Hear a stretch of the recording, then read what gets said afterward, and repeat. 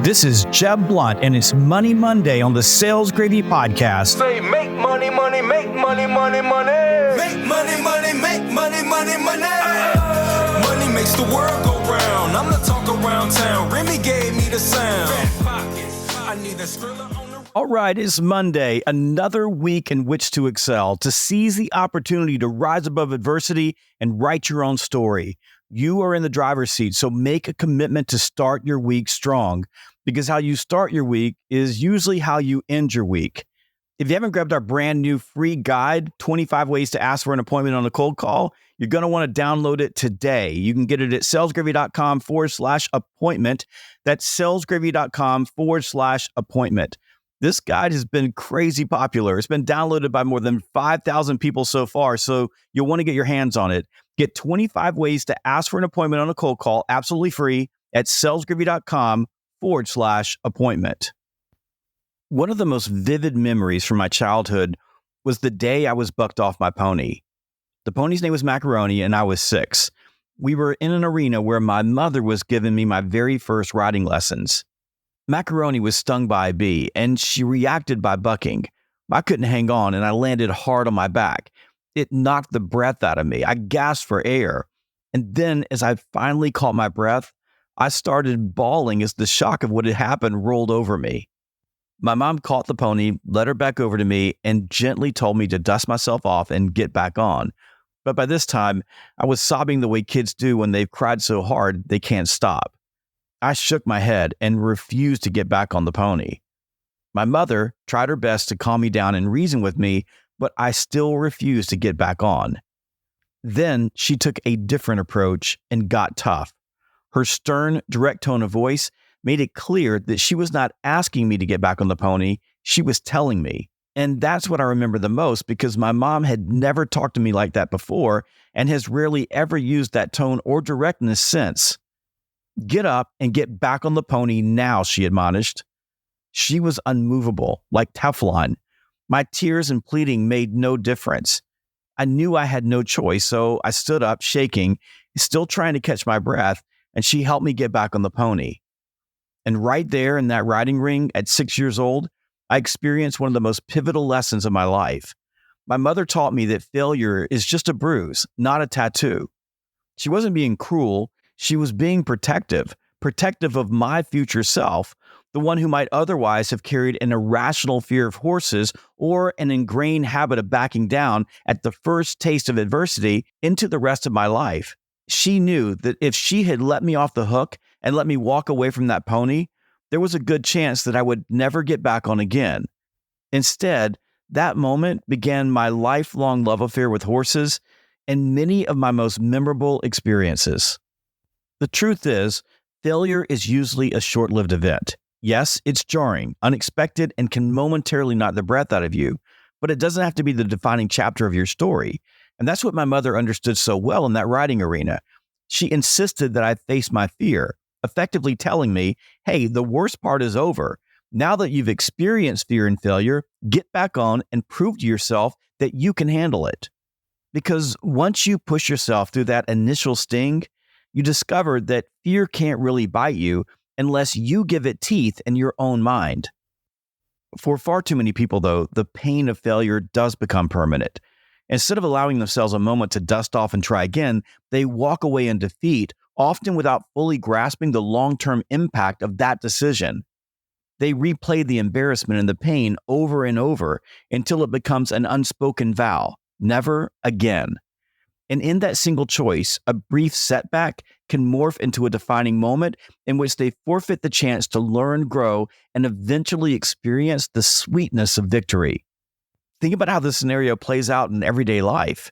Maybe you dream of learning a new skill like painting, playing guitar, playing golf, writing a book, starting a podcast. But in your first attempt, you fail and you feel foolish. Rather than chalking it up to beginner's missteps, you decide, I'm terrible at this. I'll never try again. And that small bruise becomes a tattoo right there on the spot. You miss out on the personal growth, the fun, and potentially incredible experiences you would have discovered if you'd simply allowed yourself to fail and try again. In sales, This avoidance of failure is just as prevalent, if not more so, because the stakes often involve your income and your reputation at work. One day you run a sales call that goes terribly off the rails. The prospect is disinterested, you get flustered, or you stumble on a key question. You come away feeling embarrassed, incompetent, and maybe even humiliated if it happened in front of your sales manager. That single negative experience can impact your perception of future calls. You avoid that type of call, that type of prospect, or that particular approach. You remember that unpleasant feeling so vividly that you decide it's safer to never try again. There's so many sales reps who will finally get the courage to call a C-level executive at a high-value prospect, but when they get a hard objection, they freeze, and it makes them feel small and insecure. And instead of analyzing what went wrong and adjusting their approach, they vow, I'm never calling anyone that high up a chain again. And while that might spare them from momentary embarrassment and discomfort, the long-term consequences are enormous. Their pipeline shrinks and their income tanks because they're playing it safe. And ultimately, their sales career crashes because they're afraid to push themselves outside of their comfort zone. Sales can be bruising. Each rejection takes a little piece out of you, and it can feel like a blow to your self-worth. And it's easy to internalize it, and over time, a string of no's can erode your confidence and make the idea of picking up the phone and making a cold call feel daunting. Our minds can also be drama queens. When something painful happens, we cling to that memory and we replay it, each time piling on new layers of negativity. I can't believe I said that. What was I thinking? I'm so stupid. But in reality, the prospect might barely remember it or might even respect your courage. But to you, it's all-consuming. But remember, a no in sales is rarely personal. Most often, it's circumstantial. Maybe the prospect's just having a bad day, or their budget cycle doesn't align with your offer, or they had a negative experience with a different vendor in the past, and they're bringing that baggage into their conversation with you. The more you're able to detach your self-worth from the outcome, the less likely it is that you're going to carry each no as a permanent marker of failure. Instead, you'll begin to shift your mindset and view failure as a data point that you can use to gain insight on how to improve. You'll treat each rejection as a chance to refine your approach. Before I wrap up with my final thoughts on fear and failure, I want to say a big thank you to Dan Tracek for this awesome 5-star review that he wrote on Apple. He said, Jeb provides real-life strategies and applications that yield positive results. He doesn't sugarcoat anything and maintains an approach that is full of common sense. He leaves excuses at the door and preaches that sales is a game of constant grinding. And if you're willing to grind day in and day out, the positive results will come. I love this review, Dan. Thank you so much. You are awesome. And a massive hug and thank you to all of our listeners who took a moment last week to give us a 5-star rating or review on Apple, Spotify, YouTube, Amazon, and wherever you were listening to your podcast. Your reviews and ratings make a massive difference because it pushes us up in the podcast algorithms so that other people can find us. You are an amazing audience, and I'm going to tell you something. We are so grateful for you.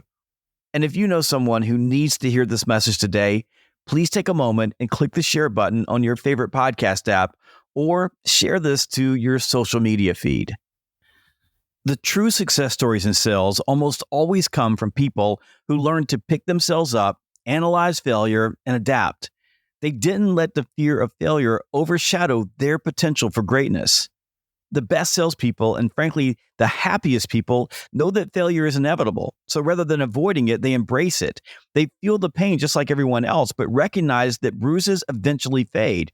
You just have to keep moving forward in order for them to heal. At the end of the day, resilience in the face of failure is a choice. Now, I know it doesn't always feel that way, especially in the raw moments right after you've messed up or you're laying on your back in the sand with your breath knocked out. But as soon as you reclaim the power to stand up, brush off the dust, and climb back on, whether it's a literal or figurative pony, you'll find your perspective shifting. Failure no longer holds you hostage. It becomes a footnote in a broader story of your determination and personal growth. So the next time you bomb a sales presentation, lose a deal you thought was a lock, get yelled at on a cold call, or face an embarrassing situation in front of your peers or boss, remember that you get to choose. It can either be a bruise that will soon go away, or something that you sear into your psyche and turn into a tattoo of permanent self-doubt. So my challenge to you this week is to make the choice to look up and get up, to get back on the phone, to set another meeting, to propose the next big idea, to trust yourself, to learn, adapt, and keep going. And when you're tired and when you're worn out, when you think you can't take any more rejection, to will yourself to stop and make one more call. Because failure is only final if you decide to never get back on that pony again. I'll see you next time on the Sales Gravy Podcast. Survival of the fittest, you can sink or swim. I've been broke, I ain't never going back again. I need some C-notes, some cheddar, and a stack of ends. I need a bowl of dough, I don't need no Facebook friends. I need a pack of them snaps, a handful of Fetty Wops, and rubber band on my greenbacks. Look, dawg, don't be playing with my paper. I need every red cent, that's why I brought my little scraper. Money, money, money, money.